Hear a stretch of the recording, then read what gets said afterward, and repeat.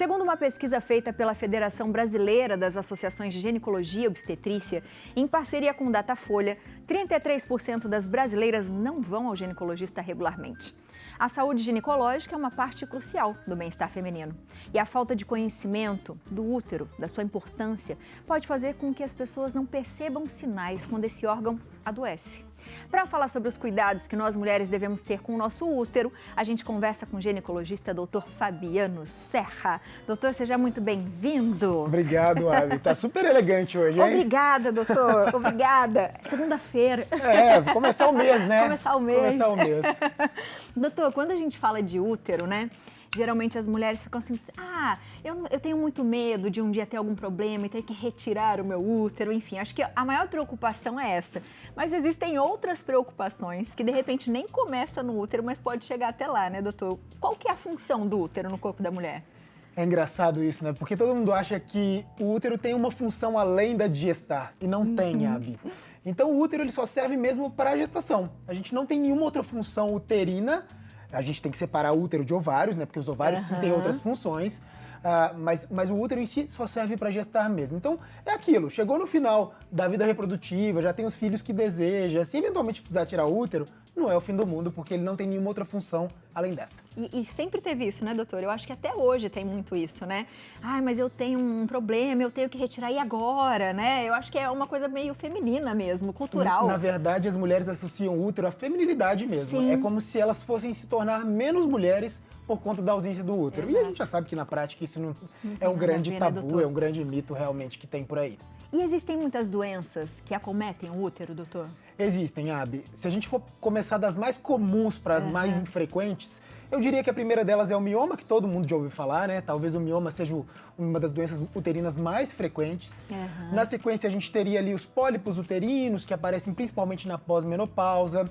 A gente tem a adenomiose, que é quando a gente tem como se fosse endometriose infiltrando todo o músculo interno do útero. A gente pode até mostrar Vamos ali colocando no quadro, aos hein? poucos? Vamos mostrar? Qual que tá? Então volta no lá mioma. Volta no mioma.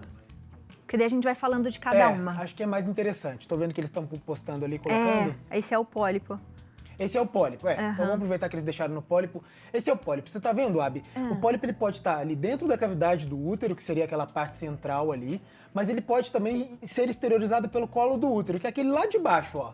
Aquele pólipo lá de baixo, ele pode ser um pólipo do colo do útero, ou ele pode ser um pólipo da cavidade interna que tá se exteriorizando lá para fora no canal vaginal. Aquela parte mais escura embaixo já é o canal vaginal. Doutor, mas desculpa a ignorância, mas ele pode sempre ele começa pelo colo do útero, porque se a gente for pensar no corpo, sei lá, né, começa pelo colo ou não, ele já pode dar direto no útero. Pode dar direto dentro do útero, igualzinho aqueles lá de cima. Tá.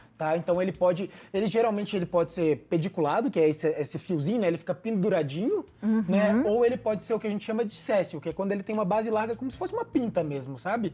Uma verruguinha, que tem aquela base mais larga, ele também pode dar dessa forma. Então, o que é o pólipo? É uma carninha que cresce, né? Então eu brinco que assim como vão aparecendo aqueles aquelas coisinhas que ficam penduradas na pele, né? Que parece umas verruguinhas penduradinhas, esses pólipos eles são muito similares. Só que, claro, que um tecido diferente, um tecido endometrial, né? Mas eles parecem muito esteticamente com aqueles penduricalhozinhos que a gente tem, exatamente. Então, E quais são os riscos, doutor? O pólipo é muito difícil ele ser câncer, ou ele virar câncer. O pólipo, ele, em geral, é menos de 1% de chance de virar câncer. Então, em geral, é algo benigno, mas muitas vezes, quando a gente encontra, dependendo da situação, do contexto daquela mulher, talvez a gente tenha que retirar. Tá boa, doutor. O que mais? Tem aqui, o mioma. O mioma é interessante que eles colocaram uma imagem onde a gente pode ver vários tipos de mioma, né? Então, desde os miomas que ficam dentro da cavidade, quanto aqueles miomas que ficam fora da cavidade. Deixa eu mostrar nesse modelo aqui, Abi, que eu acho que vai ser interessante, tá? Vocês estão pegando aqui? Tá. Vamos só ver se o pessoal pegou. Então, vamos lá. Essa é a cavidade, tá? Isso aqui já é a vagina, né? Tá. Então, esse seria o colo do útero. Então, os miomas, em geral, acometem esse músculo que está aqui, ó, que é o endométrio, tá? Os pólipos, eles podem estar dentro da cavidade ou podem estar aqui dentro. A gente pode ter mioma também no colo uterino, tá? Então, não é infrequente. Então, a gente consegue ver. Isso aqui já é vagina.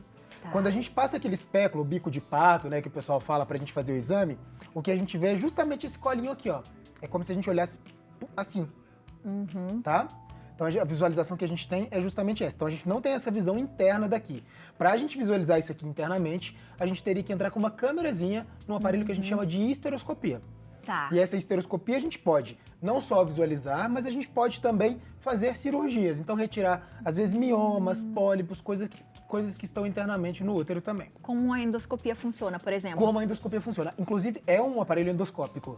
Né? Então, Tá. é uma das partes da endoscopia. Tá. Tá? Tá. Que a gente tem especificamente quando é histeroscopia, que seria visualizar o útero por dentro. Boa, boa. Então, basicamente isso. A gente tem também adenomiose. A adenomiose é quando existe um tecido de endometriose que infiltra esta camada da musculatura uterina aqui. E essa adenomiose, ela pode causar cólicas e sangramentos. Então, ela é muito... a gente comenta que é uma prima da endometriose. Então, aqueles mesmos sintomas relacionados à endometriose podem vir também com a adenomiose associada a um sangramento mais aumentado, que nem sempre está associado na endometriose. Mas a cólica, aquele desconforto, principalmente no período menstrual, tem muito a ver com a adenomiose também. E tem idade, doutor? Geralmente as mais jovens sofrem mais ou não? Adenomiose e endometriose, sim, né? A gente vê uma frequência maior na população que está no período reprodutivo ainda, num período que a gente chama de menacme. Né? É claro que depois, na pós-menopausa, isso tende a melhorar, porque os hormônios femininos já não estão tão altos mais. O mioma, em geral, ali por volta dos 35, 40 anos, até os 50, é o pico de aparecimento. Os pólipos aparecem, em geral, na pós-menopausa. E a gente tem também o câncer de endométrio, né? Tanto o de endométrio quanto o de colo de útero. O câncer de endométrio seria o câncer que aparece nessa parte aqui, interna do útero. E tem o câncer do colo do útero, que é o que aparece nessa parte aqui. O que eu quero deixar claro pro pessoal também é que o colo do útero é uma parte do útero, né? Então seria só esse pedacinho aqui, ó, aqui mais embaixo, a gente chama de colo do útero.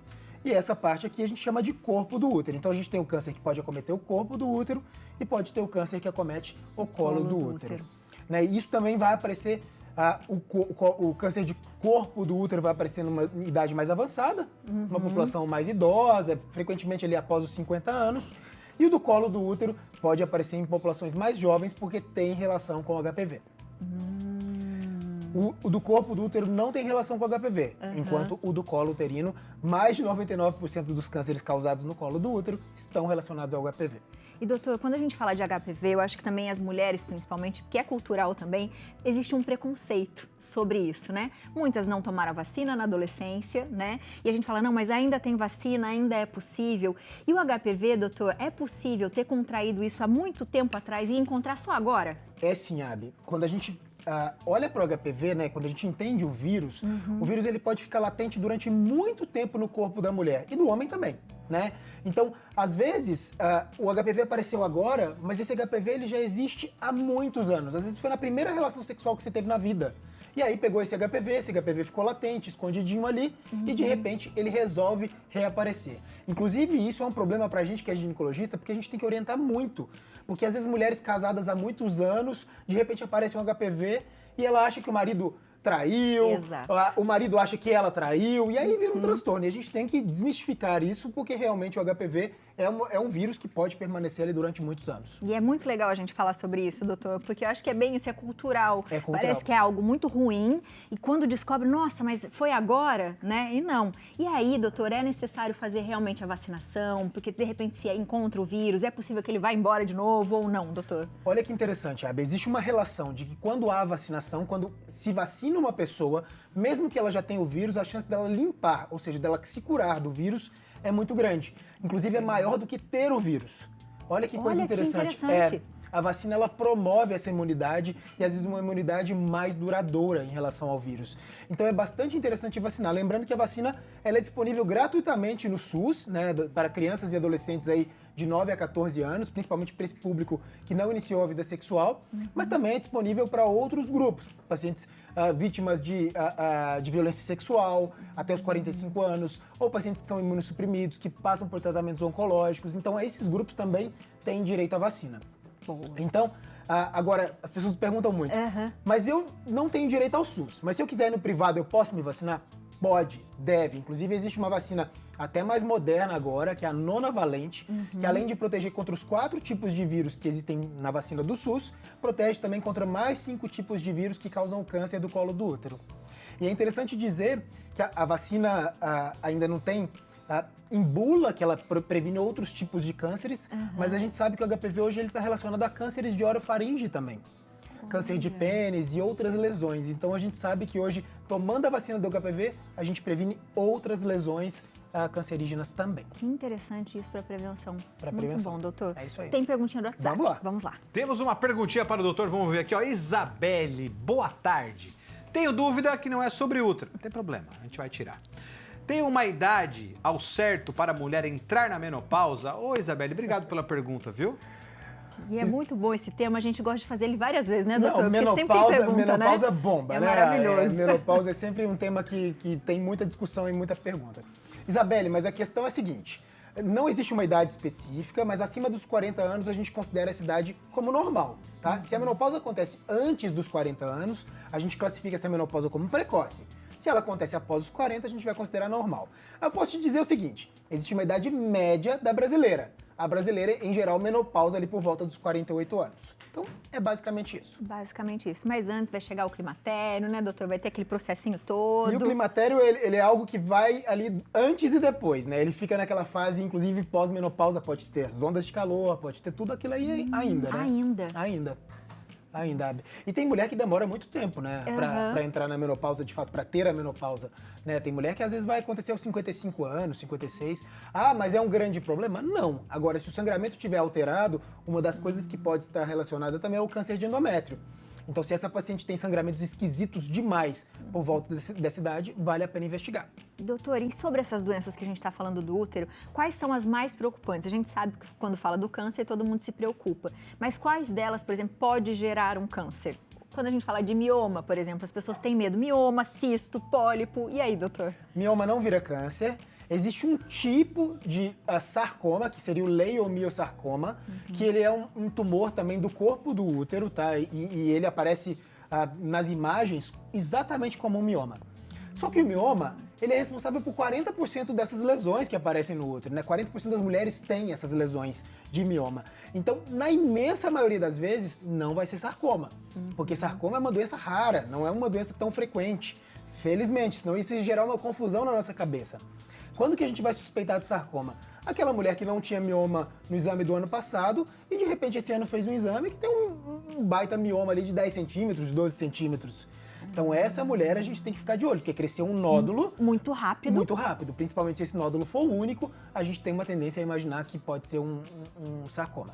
E doutor, se em casa, por exemplo, tem a mãe, de repente já teve um câncer, aí também é necessário investigar. Olha, Abby, você sabe que essa genética, ela depende muito mais dos hábitos de vida da pessoa do que tudo, assim, porque, por exemplo, se a gente for pensar no câncer de endométrio, ele tem muito a ver com obesidade, com síndrome metabólica, então aquelas pacientes que são diabéticas. Então a gente vê isso muito mais numa população que é frequente, ou aquelas pacientes que têm síndrome dos ovários policísticos.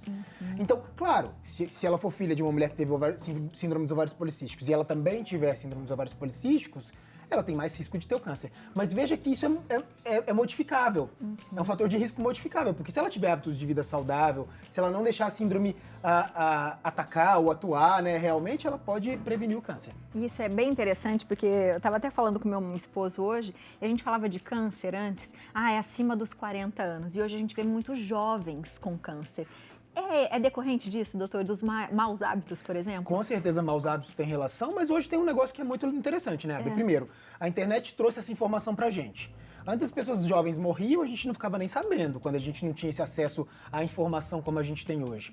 E o outro dado é que a gente faz diagnóstico, né? As pessoas muitas vezes morriam no passado, as pessoas não sabiam nem por que essas pessoas morreram, né? Então hoje a gente faz diagnóstico e fica sabendo de que as pessoas morreram ou por que elas tiveram, se elas tiveram doença e foram tratadas, né? Enfim, hoje inclusive tem mais tratamento, hoje se morre muito menos. Exato. Então a gente diagnostica mais, morre-se menos, mas tem muita relação também com os hábitos de vida, sem dúvida nenhuma, porque alcoolismo, né, etilismo, obesidade é um dos fatores de risco mais importantes no câncer e as pessoas não pensam nisso, né? Então, ser obeso, ser portador de obesidade aumenta o risco de ter a maior parte dos tipos de câncer. De todas as doenças quase, né, De todas doutor? as doenças quase. Ai, tem mais perguntinha de Vamos WhatsApp? lá. Vamos lá. Mais pergunta pro doutor. Doutor, sempre bom aqui, viu? Elza Alves, de Osasco, hein?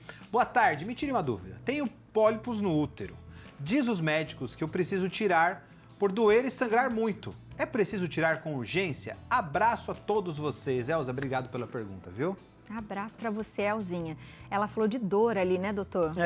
É que tem gente, Abi, que o pólipo ele pode dar sangramento. Se a Elza estiver ainda no período de sangramento, que ela menstrua, ela pode ter mais cólica menstrual por conta desse pólipo, tá. né? Então, eventualmente, ela tem indicação de tirar.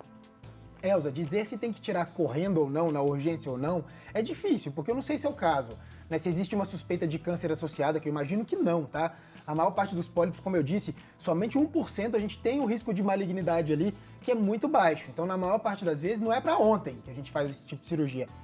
Agenda, faz de forma eletiva, nada... vou tirar férias daqui 3 meses. Pode agendar daqui 3 meses. Na maioria das vezes, dá pra aguardar sim. Boa. Tem mais perguntinhas para você, doutor. Vi. Estamos bombando hoje de pergunta. Corre lá, Balinha, que tem pergunta. Vem pra cá, Balinha! Vem pra cá, Balinha! Temos pergunta. Doutor bomba, Não como é? sempre, né? Doutor super gente boa. Vamos ver aqui, ó. Vilma Melo, boa tarde. Tenho 52 anos e estava sem menstruar há 14 meses. Aí esse mês veio menstruação. O que pode ter acontecido? Vilma, obrigado pela pergunta, viu? Muito legal o que a Vilma falou, né, doutor? É o que a gente estava comentando agora há pouco, né? É interessante porque essa pergunta da Vilma é muito frequente. Só que a principal causa de sangramento na pós-menopausa, Vilma, como você parou de menstruar fazia 14 meses, a gente vai falar que aquela última menstruação que você teve foi a menopausa, tá? Então ficou mais de 12 meses sem menstruar, é menopausa, tá?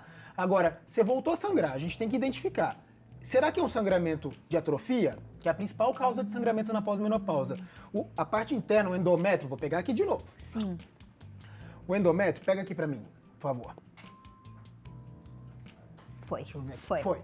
O endométrio, que é essa camadinha aqui, ó, ele fica tão fininho que existem vasos na base aqui e esses vasos ficam expostos. E aí, eventualmente, esses vasinhos podem sangrar e exteriorizar um sangramento aqui pela vagina. Quando exterioriza o sangramento pela vagina, as mulheres confundem com menstruação, mas na verdade é uma atrofia do endométrio. Não é que o endométrio está descamando porque ele cresceu, ele está tão fino que, em geral, ele pode sangrar. Agora, um dado interessante também é que o primeiro sinal do câncer de endométrio também é sangramento. Então, sempre que a gente tem sangramento na pós-menopausa, cabe uma consulta ginecológica e uma investigação, tá? Então, essa é a recomendação que eu dou pra Vilma, né? Acho que é a Vilma que tá em casa lá, tá? Mas, Vilma, pensando aqui, o mais comum é atrofia, tá? Então, o mais comum é provavelmente algo benigno, mas que precisa de uma investigação adicional ali só para descartar outras causas. Lembrando que o câncer que acomete essa parte aqui, em geral, ele é muito benigno. Porque, não sei se eu posso falar que ele é benigno, mas ele é um câncer menos do mal. Para metastatizar, para dar uma doença muito grave, ele demora um pouco. E como ele dá sinais muito precoces, que seria esse sangramento na pós-menopausa, a gente, em geral, diagnostica ele de forma precoce. E é muito mais rápido para curar. E aí, se ele tá no estágio inicial ali, é só tirar o útero e acabou. Aí tira o útero. Tira o útero e acabou. Boa, doutor. Né? Mais uma perguntinha, Vou deixar doutor. até aqui, Mais uma perguntinha pro doutor. Vamos lá. ver. Viviane, boa tarde. Fiz esterectomia por corte, entre aspas, aberta. Há mais de 3 meses e ainda não cicatrizou. Isso é comum? O que poderia fazer para ajudar a acelerar esse processo de cicatrização? Obrigado, Viviane, pela pergunta, viu? Boa, e aí, doutor? Olha, Viviane, já era para ter cicatrizado, né? A gente está falando de 3 meses de cirurgia, não se espera que uma cicatriz, que uma ferida operatória demore tanto tempo para fechar. Existem algumas causas. Uma delas é a obesidade, se a barriga tiver um tecido adiposo muito grande, às vezes demora um pouco mais. Outra causa seria diabetes também, que dificulta a cicatrização. Então, vale a conversa com o seu médico, com o seu ginecologista, com quem te operou, para ver se tem alguma coisa por trás disso também, para demorar tanto tempo para cicatrizar, né? Mas, em geral, algumas pacientes que complicam realmente, que ficam com a ferida mais abertinha ali, realmente vai demorar um pouquinho mais e a gente vai ter que ter um pouquinho mais de paciência, mas tem que descartar outras causas. Boa. Que é muito tempo, né, doutor? É muito tempo. Mais perguntinha de WhatsApp. Vamos lá. Mais perguntinha, claro. Sara Gomes, boa tarde. Gostaria de saber se eu, por exemplo, que só tenho um ovário, se acontecer algo, posso tirar o outro? Obrigado, Sara, pela pergunta. E aí, doutor? A pergunta da Sara ela é interessante porque ela não me fala a idade, né, Sara? A idade, pra mim, seria o mais fundamental, a informação mais importante aqui dessa história sua pra eu saber se tirar o ovário agora impactaria ou não na sua vida. Porque se você tiver menos de 40 anos, menos de 45 anos, com certeza impactaria muito, Sara. Porque os ovários, eles são responsáveis pela produção de hormônios. E esses hormônios, eles são fundamentais para a manutenção de massa óssea, para a manutenção de saúde, né, como um todo. E tirar um ovário numa mulher muito jovem, isso é prejudicial a longo prazo. Então, essas mulheres que tiram os ovários de forma precoce, a gente precisa iniciar a terapia hormonal desde muito jovem. E é uma terapia hormonal diferente das mulheres que estão no climatério e na menopausa. A gente precisa entrar com doses maiores de estrogênio para simular aquilo que ela viveria ainda com a produção dos ovários. Olha que interessante. Então, se ela tem um, ela já deveria estar verificando isso também, porque pode estar faltando ou não precisa. Esse ele dá conta. Ele é como dá se a gente conta. tivesse um rim. Entendi. Um rim funciona, um ovário funciona também, um testículo funciona também. É tudo... Se eu tenho tá funcionando. Funciona. Doutor, muito bom. A gente começou falando de um tema e foi para outros, e isso é maravilhoso. A Sara vai fazer quanto? 35 anos, doutor? 35, muito jovem, Sara. Não é pra tirar o ovário agora, não. Boa, ela tá de olho, né? Um beijo pra você, Sarinha. Você tá jovem ainda, né, doutor? Tá muito jovem, super jovem. Então não faça isso. Não tire esse ovário. Doutor, volte mais vezes. Eu acho que é gostoso a gente fazer esse plantão de saúde para as pessoas mandarem perguntas e a gente responder mesmo. E é tão gostoso a gente saber que as mulheres estão perguntando mais, estão se informando mais, né? Que eu acho que tira um pouco do preconceito e ajuda muito mais a nossa saúde. E o que eu acho legal é que na internet, às vezes, eu vejo elas postarem, às vezes, na nossa foto ali do Instagram daqui do Santa Receita, que elas às vezes colocam as dúvidas de uma forma tão sem tabu, né, que às vezes elas falam de vida sexual, elas falam de problemas muito íntimos e que elas expõem que pode ajudar outras mulheres também nessas dúvidas, nessas questões. Poder ajudar outras mulheres, doutor. Essa é a corrente. Isso é empoderamento, viu, minha gente? A gente conseguir partilhar as nossas informações. Doutor, muito obrigada mais uma vez. Obrigado, Abi. Obrigado mesmo. Sempre um prazer. Mês que vem estamos aqui. Também. De novo isso, viu, gente? Aproveita, se tem dúvida, ó, @Dr. Dr. Fabiano Serra. Tem o YouTube também, drfabianoserra.com.br. Dr. Fabiano Elisei Serra. E o site drfabianoserra.com.br.